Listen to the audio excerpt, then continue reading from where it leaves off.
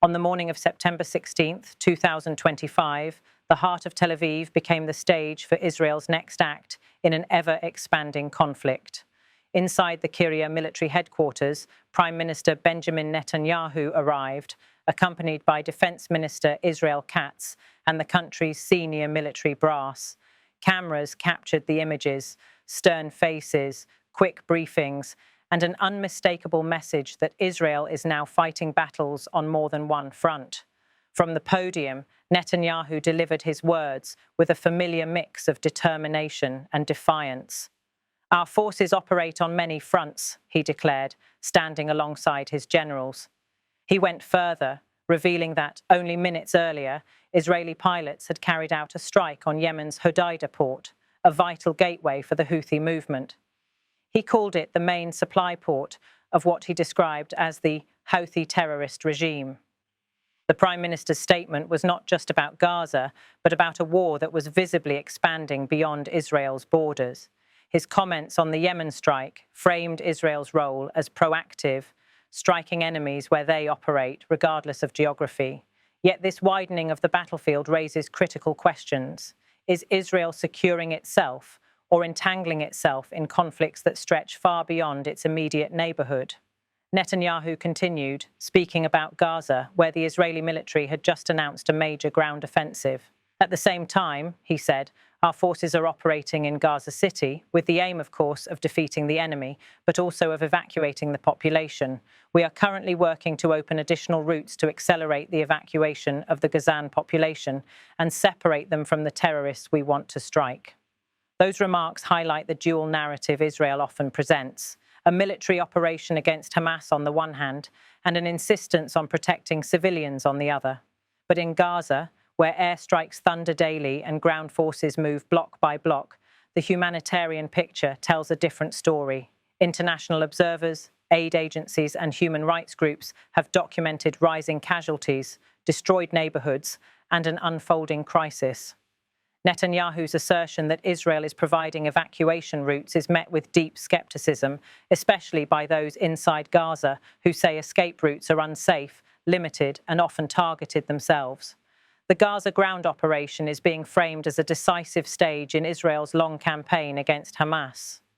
Armoured brigades, tanks, and infantry units pushed into the heart of Gaza City, supported by air cover and artillery.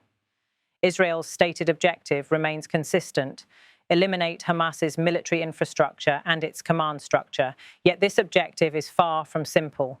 Hamas operates in dense urban terrain, embedding itself among civilian populations, complicating the task and dramatically increasing the risk to non-combatants. While Gaza burned, Israel expanded its reach to Yemen. The strike on Hodeida port represents a significant escalation. For years, the Houthis have threatened Israeli-linked shipping in the Red Sea, launching drones and missiles that destabilized a vital global trade route.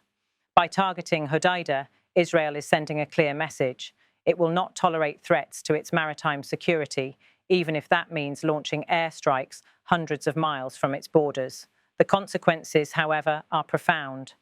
Hodeida is not just a military asset, it is also Yemen's principal hub for humanitarian imports. Fuel, food, and medicine for millions of Yemenis flow through that port.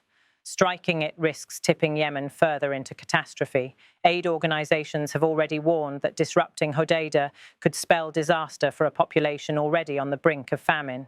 Netanyahu, however, framed the action as necessary self-defense, part of Israel's broader strategy of preemptive strikes against what he calls terrorist regimes.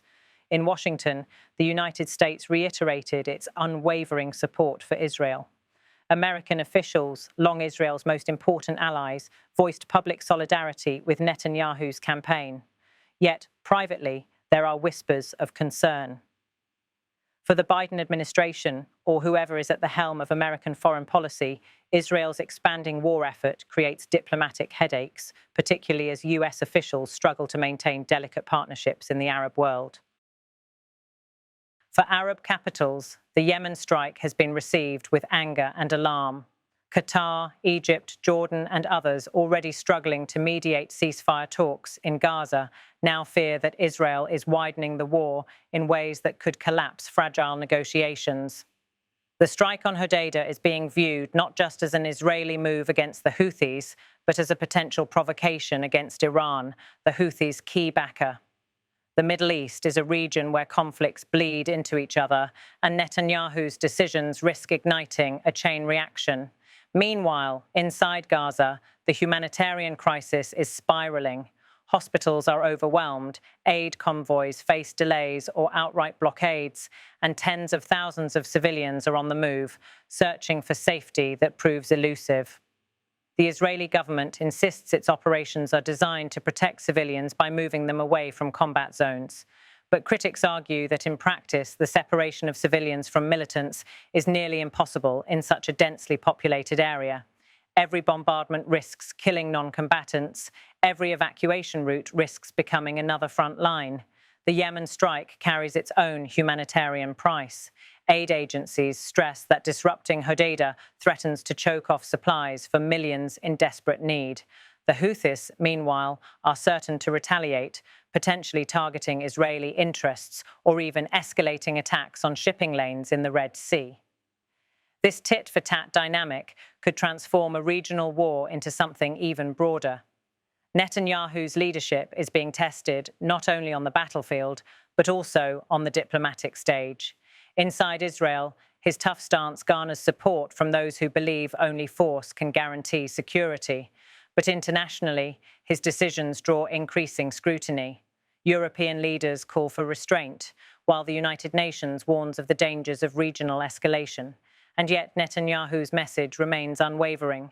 Standing in Tel Aviv, flanked by his defense minister and generals, he projects an image of strength, of control, and of resolve. He tells Israelis their military is fighting on multiple fronts, and he tells adversaries that Israel will strike wherever necessary. His language frames Israel not as a nation under siege, but as a nation taking the fight directly to its enemies. The challenge, however, lies in what comes next. Ground battles in Gaza are likely to drag on, inflicting heavy casualties on both sides.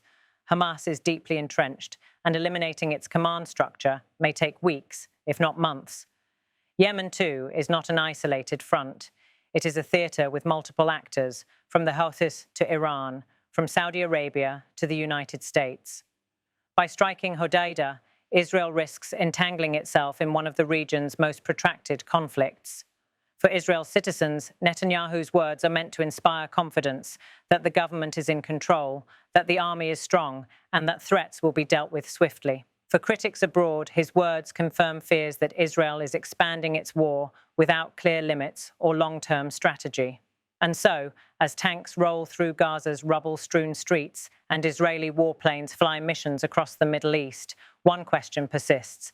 Is Israel containing its enemies, or is it stepping into a widening conflict from which there may be no easy exit? What is clear is that Netanyahu has chosen to define this moment as one of strength. Israel, he says, will keep fighting. It will strike where it deems necessary, and it will continue, as he frames it, until victory is achieved. But in the meantime, the world watches anxiously, uncertain where this widening battlefield will lead.